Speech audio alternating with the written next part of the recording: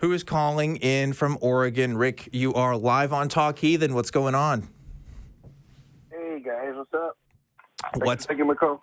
Of course, Rick. So I see here that you believe that there is scientific evidence of a creator. Is that right? Yeah, that's correct. Okay. Yeah. All right. Well, we like science. Yeah. Kelly's a big science guy. Yeah, I'm actually a practicing scientist, believe it or not. So we'd love to hear what you got. What type of science do you practice? I'm a geologist. Oh, great, excellent. Great field. Thanks. Yeah. You could say that Kelley really rocks. You could say that. So anyway, so what do you got for us, Rick? Oh, I'm just trying to figure out why you all don't don't subscribe into like an intelligent design type of. Well, why should we? Universe. Yeah, I still haven't seen the evidence for it, but if you've got it, please give it to me. Give it to us. Well, there's a lot of evidence, specifically the biggest one, of course, is DNA. So why is DNA evidence of a creator? Oh, where did it come from? My DNA came from my parents. DNA originally came from a mixture of amino acids and proteins. Yeah. I mean, like, that's the thing, right? Like, you know, you can completely describe the way that I get my DNA from the biological processes that life begets life. Now, of course, that asks the question, well, where does life come from? And we don't know all the answers to that yet. We have some ideas, but it seems to be natural in origins. Every explanation that we have so far and every hypothesis that we can look at through a natural lens. There doesn't have to be a creator that has to be involved in any of that process. What he said. Okay, well, I'm glad you brought that up. You know, like I think the universe had a mother. You know, I think the universe was created, not specifically by God, so I can't claim to be a theist.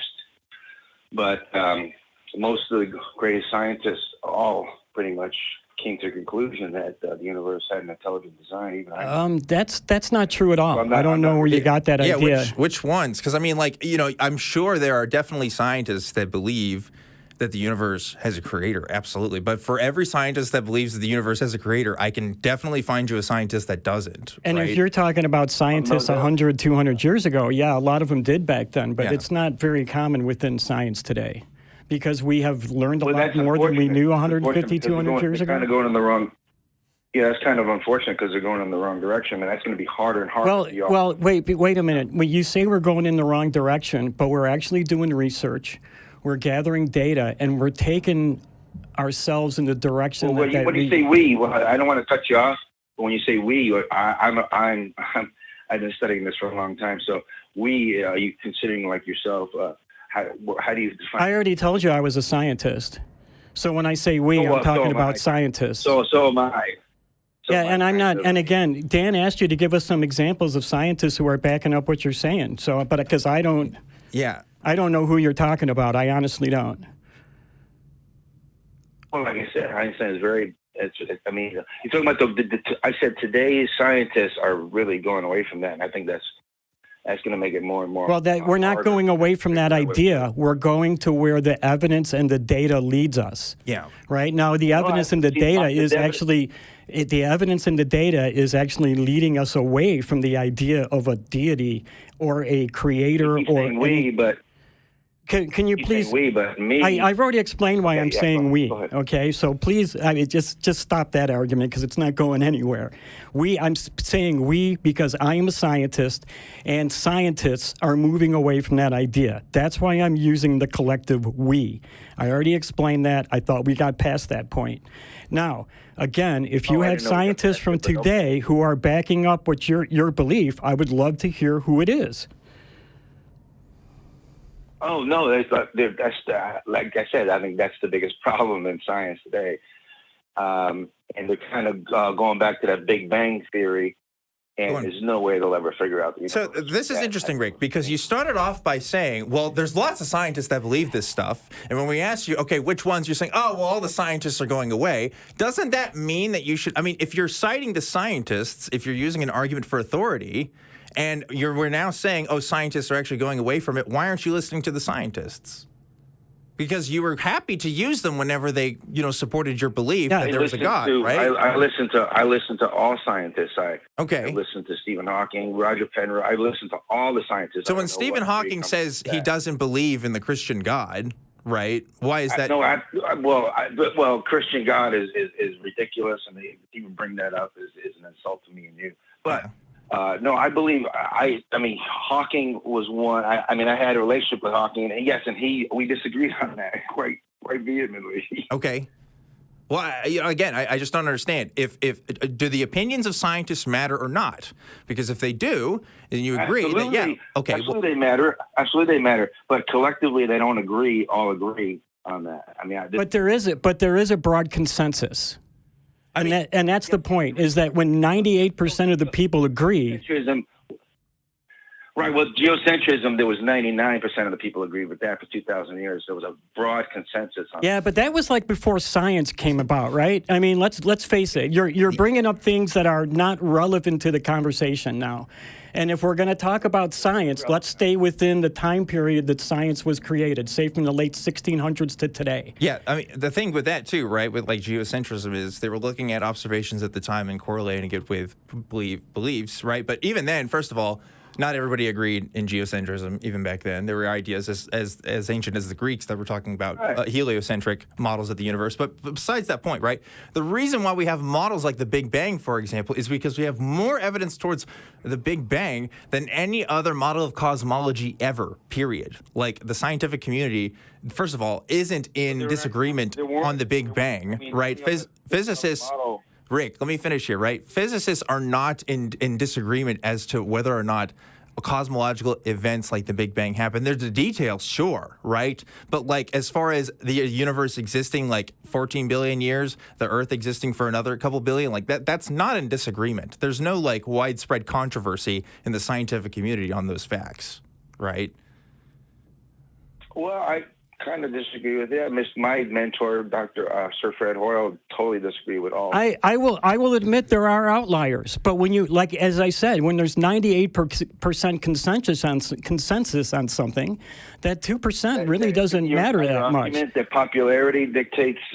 No, what I'm arguing is that after reviewing the data and the research, that 98% of the scientists have reached a consensus. Yeah. And Fred Hoyle, by the way, had ideas that other scientists have also called into question, right? So it's not like we're saying, oh, he's this pure scientist who had no other motivations whatsoever, But the thing about science, right, is that we don't have... And his steady state theory was pretty much disproven, in my opinion. Yeah. So I hear what you're saying. Exactly. I'm just saying that nobody ever went to the actual data and looked at the evidence specifically. What they did was they went to a theory. Wow. Nobody went to the evidence. Wait, where do you think the data and the evidence that came from without somebody looking at it? Well, let me explain. The data is pretty simple. The data is really simple, and the problem is simple. We have atoms, galaxy, and space in an expanding universe with CMB, and that's it. There is nothing else. See, if you just took that problem and tried to figure it out, they'd be able to figure it out. But instead, they went to Lemaitre. What happened is, the expanding space was one part of Lemaitre's prediction, and so was CMB. And but Einstein was still alive during the expanding space period, so nothing really came of it. But in '65, when CMB was discovered, that's when everybody jumped on board, and Einstein was dead, so he couldn't refute anything. So Penrose and Hawking. Do you think that Einstein was 100% accurate in everything he did? Or do you think he was just 100% accurate with the knowledge that he... Please don't cut me off. Please don't cut me off. Or do you think that he was 100% accurate with the knowledge and the data that he had during the time that he was alive? And that we may have learned more since then, and so we can change the ideas of... we can know that our past scientists may have been wrong because we have new data? Well, specifically what I'm saying is Einstein knew he was wrong when Schwarzschild came out and proved a singularity to his general relativity solution, because he knew at that point that it was wrong, okay? And he knew at that point that it was going to be superseded, and that's exactly he knew he was wrong with the cosmological constant as well. He was probably the most humble scientist out there. He knew he was wrong. He would even pretty much let you know he was wrong. So he was wrong. He even said it. Okay. Look, I mean, whether or not, I mean, look, every person who's ever even contributed to the history of physics or really science in general has probably been wrong about some things, right? Like, you're talking about Fred Hoyle, right? Again, Fred Hoyle is also somebody, and I know you said you disagree with his other ideas, but also had like a particle theory of gravity and stuff, right? Like, I mean, like he had also other ideas that the scientific community just doesn't hold into consensus anymore, right? Or doesn't regard as truth. So I don't understand why you think steady state theory somehow has more merit. Like, why does steady state theory have more merit than, let's say, the particle theory for gravity, right? No, it doesn't. I pretty much said earlier that it's pretty much the existence of quasars pretty much, and the CMB was determined to be black body isotropic radiation. So yeah, those two things totally contradict his theory. Yeah. Okay, so I guess I'm confused. What are we talking about? I've been then? confused for about 2 or 3 minutes now. Because I thought you weren't a believer of the Big Bang theory. No, the Big Bang is almost ridiculous as Genesis, in my opinion. Okay, actually, more ridiculous than Genesis. The entire Earth is going to be into an initially dense point. That's infinitely dense singularity. It's not even something that any real scientist should be. And I don't even think the Big Bang even qualifies as scientific theory. I mean, there's no falsifiability, there's no abductive reasoning. And so Rick, I got just something you just said. And Occam's razor doesn't even come into play because there's only 2 people in the world that can really. But something you just said, no real scientist would believe in the Big Bang. Are you calling me out and telling me I'm not a real scientist? Well, I mean, if you pretty much were, I think you have an ideology, and I think you were kind of like, it's the thing is the kind of you don't know anything about me, Rick. You're like putting stuff on me, and you know nothing about me, and I don't feel that's fair. Maybe I misspoke. I'm sorry about that. I think I was trying to stay with. I think you guys are incredible. I think the way you handle all of these debates and I might have misspoke. In my opinion, it doesn't make any sense. It's ontologically nonsense. I would say you misspoke, considering you just accused Kelley, who you've just now met for the first time and just now figured out he's a scientist who happens to have an opinion that disagrees with you, that somehow he has an ideology. Now, I imagine, Rick, if Kelley came on the screen here and said, well, I actually agree with you, you wouldn't accuse him of an ideology. But somehow, isn't that interesting how that works? Yeah. That because Kelley has a different opinion than you. And can I point out something else, Rick? You did call us with your ideology. Yeah. I mean, having an ideology, that's fine. If you want to call in and talk about it, sure, we can talk about the differences that we have and why we should believe one or the other. But we've been talking for about, how long has it been? Over 10 minutes now? And I haven't heard a single reason why I shouldn't believe in the Big Bang theory, other than, you think these scientists are wrong because, the evidence doesn't match up with your expectations, which... Actually, didn't he call in to give us scientific proof of a... Yeah. Cost creator was supposed to be scientific evidence of a creator. But look, let's even this, right? I'm not a scientist. Okay, I don't have a PhD. I don't even have a master's. I'm not qualified to determine whether or not the evidence you have presenting or whatever is going to be agreeable to the physical sciences as a whole, right? I'm not qualified. Okay, I have a liberal arts degree. I can't make that distinction. But what I can do is look at what scientists are saying right now and what evidence that they put forward, and that fact that you say, the Big Bang theory is not falsifiable.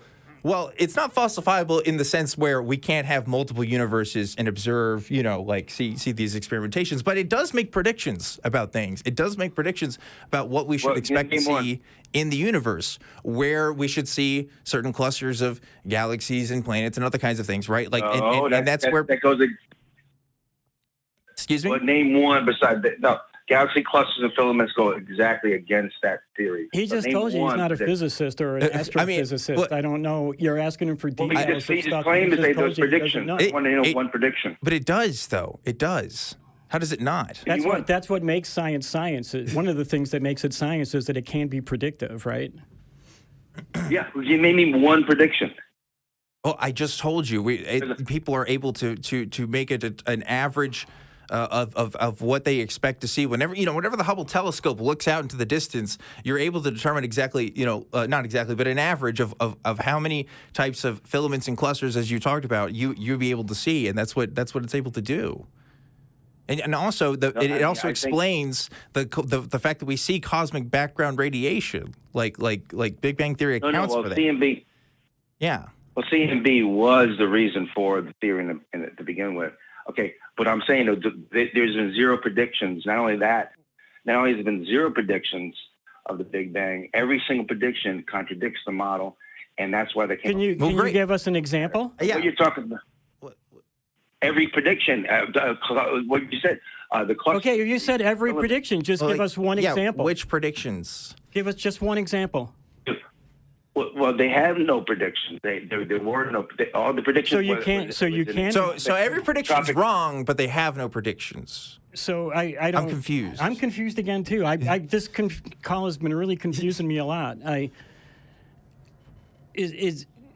If all the predictions are opposite of what we're being predicted, I'm just asking you to give me one example of a prediction that wasn't real, wasn't true. The observations are contradictory. That's not an example. That's just a statement.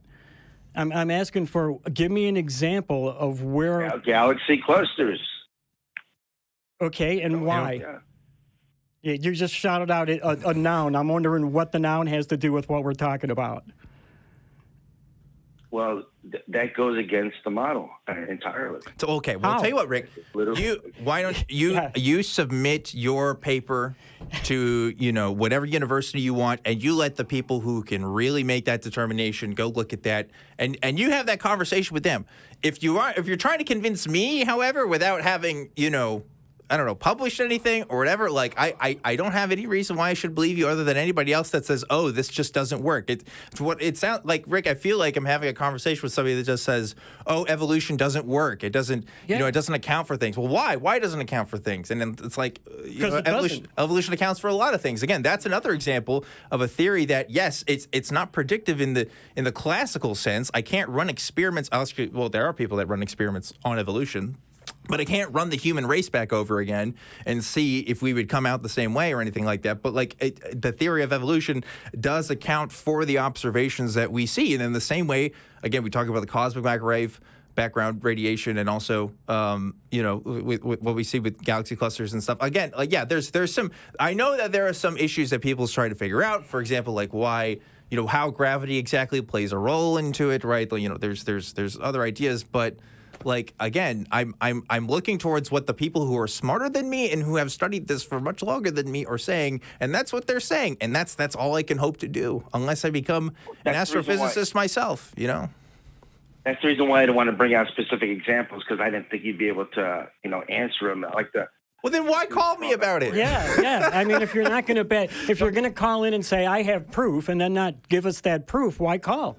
Yeah. I don't get it. It's kind of strange.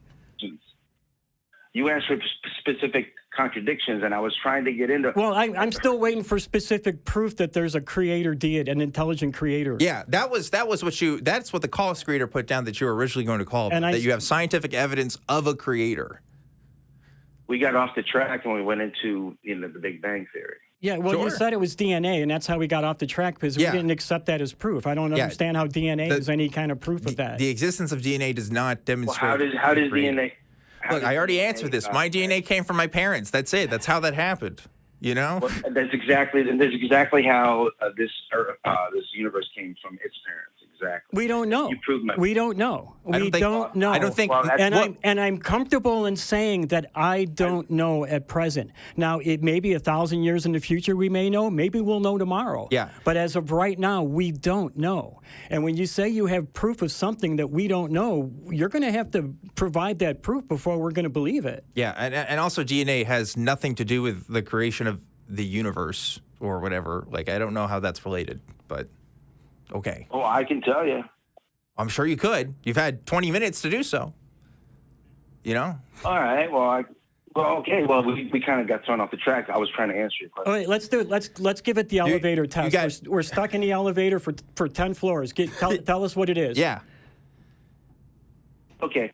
Are you familiar with binary fission? Binary what? Fission.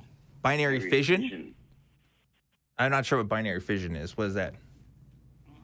What does that mean? Prokaryotes. Yeah, it's this like an amoeba, like an amoeba becoming two amoebas. Oh, okay, yeah, I know okay, that. how does that prove a creator? Oh, come on, guys. Are you going to give me you say we're in an elevator for 10 minutes. I don't know how that I honestly do not know how that cell division? What does cell division have to do with I'm just asking a simple question here. I'm trying to go. You're not supposed to. We're asking the questions. You're supposed to be giving us the answers. Yeah, That's we want to know. Called in for to give us the answer. Yeah. Okay. All right. It doesn't sound like you can be very accepting or you haven't given us anything to accept yet. I'm sorry, but you just haven't. All right. I'll say so. That's how prokaryotes divide. Yeah. All right. Okay. That's binary fission. Now, before that process happens, the cell grows in size, expands twice its size, and then divides. All right. And that's the expansion of the universe. That's the entire universe is in my view, after many years of study, a giant prokaryote, cellular macrocosm.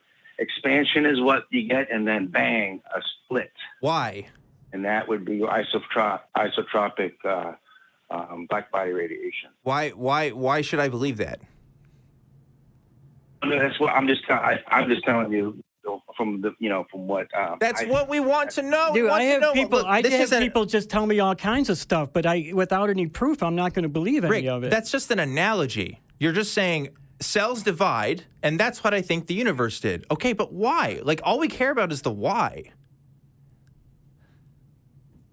I can give you examples of all of it. Give me a specific question. No. I don't want examples. I want to know why I should believe this belief. It's really simple, Rick. Why should you believe it? Yes, why should I believe all the scientific evidence.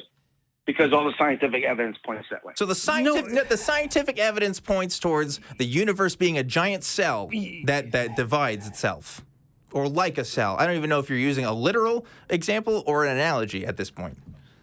No, it's literal. It's literal. Okay, it's literally a cell. So you think the universe is a giant prokaryote? Absolutely, yes. Okay. No. Okay. Okay. That's great, Rick. It's really wonderful. I can't work with. I can prove it scientifically. You can prove it scientifically.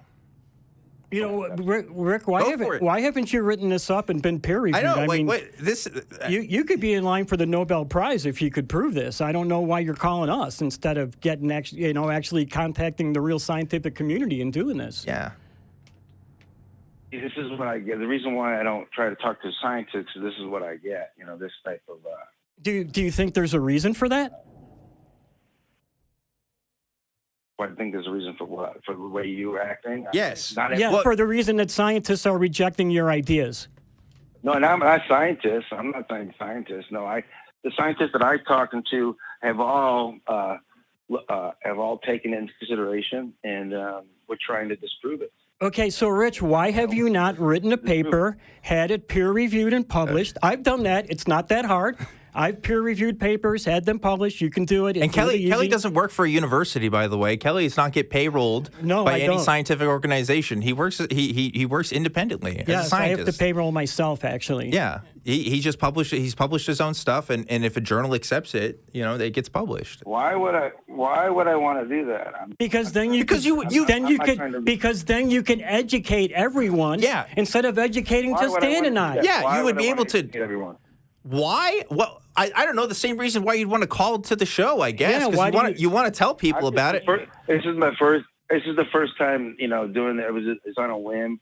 I'm just trying to figure out why you guys discount like a creative type of scenario of a solution of the universe. Well, first of all, this is the first time I've heard that the universe is a prokaryotic cell. Yes. So that's why. But the other thing is, look again.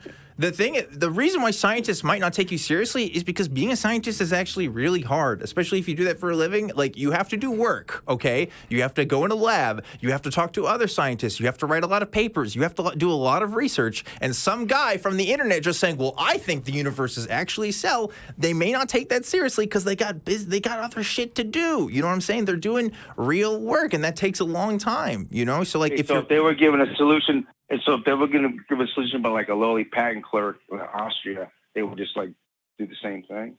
No, they would test that. Yeah. And to see if it worked. Why wouldn't they just look into it and try to... You know, here's what's funny, because you blame the Big Bang Theory for not being testable in any sense. I have no idea how we would test your idea. Please tell me how we would do that. Well, because if you're looking in a microcosm, macrocosm scenario, every subatomic particle has got to match up. And we know a lot about the micro. Okay, but how do we test that? The tolerance levels and the standard deviations levels are so small they have to match exactly. Otherwise, but Rick, your issue was we can't test the Big Bang Theory. So how do we test this theory? Rick, are you implying that the molecules and the atoms and all the particles in the universe right now are out of line? Out of line? Yeah, I mean, you just said everything had to be perfectly in line for that to happen. So if the Big Bang didn't happen, then everything's out of line, right? I don't know. No. I guess maybe either I misspoke. I don't know if you, Rich. I'm honestly, Rick. I'm sorry. I keep mispronouncing your name, Rick. I'm really sorry. I don't think you have. From what you've been saying to me, I'm not sure that you have a full grasp of what you're trying to explain to us. And you keep saying you've misspoken. That's what kind of leads me to believe that you're not sure about what you're saying. Maybe I didn't misspoke. Maybe you just misunderstood. Well, you're the one that said you misspoke. I didn't. I'm not the one who said it.